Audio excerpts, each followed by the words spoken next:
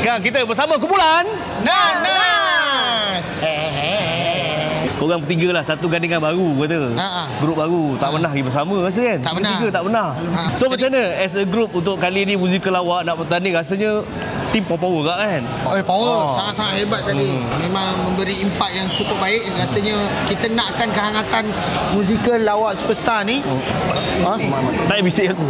Musical Lawak Superstar ni kembali aktif dengan jayanya lah. Kita akan bagi saingan yang hebat jugalah. Kita tak nak bagi yang biasa-biasa juga, supaya persaingan tu berada di atas pentas dengan jayanya, insyaAllah.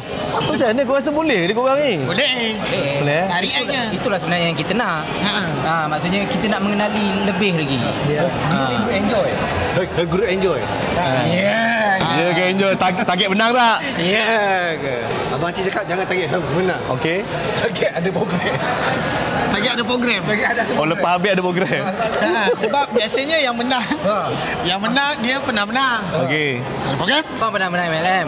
Ada program. Ada. Bocil and Friends. Saya pernah menang. Adalah, Ada Ubi. program. Dia pernah menang. Ni yang tak ada. Harap yang ni ada program lah. Tak, jangan melaga-lagakan tu.